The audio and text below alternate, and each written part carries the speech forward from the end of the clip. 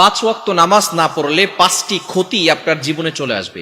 দুনিয়াতেই এই ক্ষতিগুলো আপনি উপলব্ধি করতে পারবেন, এই আযাবগুলো আপনি উপলব্ধি করতে পারবেন। দুনিয়াতেই আল্লাহ পাক রব্বুল আলামিন পাঁচটি শাস্তি আপনাকে দিয়ে দিবেন। মনে রাখবেন, নামাজই হচ্ছে এমন একটি ইবাদত, ঈমানের পরে সর্বপ্রথম কাজ হচ্ছে নামাজ পড়া। আমরা যদি নামাজ না পড়ি তাহলে কিভাবে আল্লাহর গোলাম হতে পারবো বলেন?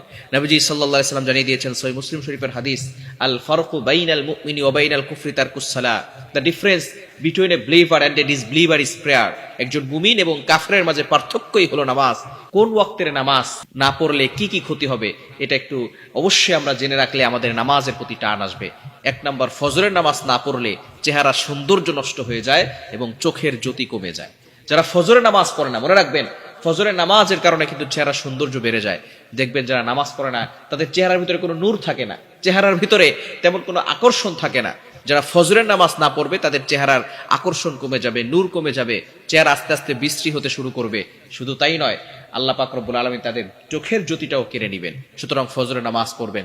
দ্বিতীয় নাম্বার, যদি জোহরের নামাজ কেউ না পড়ে তাহলে তার শাস্তি হচ্ছে জোহরের নামাজ না পড়ার কারণে তার সংসারে বরকত থাকবে না, সংসার থেকে বরকত উঠে যাবে।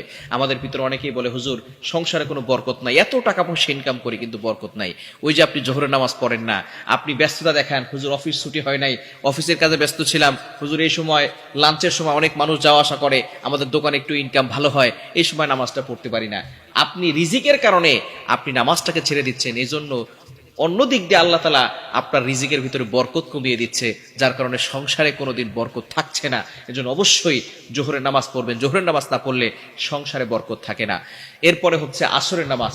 আসরের নামাজ না পড়লে আপনার জীবনে যে ক্ষতিটা চলে আসবে সেটা হচ্ছে আপনার শরীরের শক্তি কমে যাবে, আপনার শরীরের দেহের শক্তি অনেকটা কমে যাবে, দুর্বল হয়ে যাবেন আপনি। সুতরাং আপনি আসরের নামাজ পড়লে দেহের শক্তি বিদ্যমান থাকবে, আল্লাহ প্রদত্ত শক্তি সেটা থাকবে।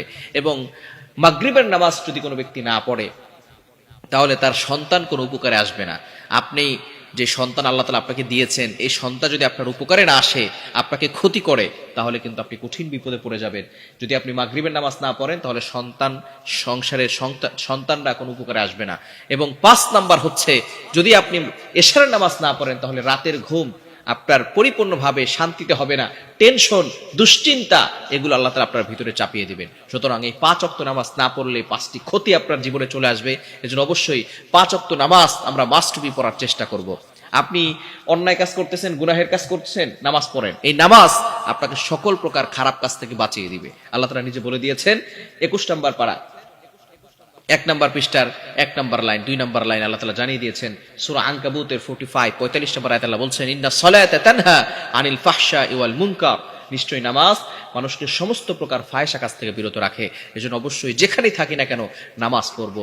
নামাজ পড়লে আল্লাহ তাআলা সংসার ও শান্তির, সংসারের ভিতরে সুখ শান্তি দিবেন, সন্তানে বরকত দিবেন, সংসারে বরকত দিবেন, এবং আল্লাহ তাআলা চেহারা সৌন্দর্য বাড়িয়ে দিবেন, দুশ্চিন্তা টেনশন দূর করে দিবেন, আল্লাহ পাক রব্বুল আলামিন শরীরে শক্তি দিবেন। এজন্য অবশ্যই আসুন আমরা আজকে থেকে নিয়ত করি 5 ওয়াক্ত নামাজ পরিপূর্ণভাবে পড়বো ইনশাআল্লাহ।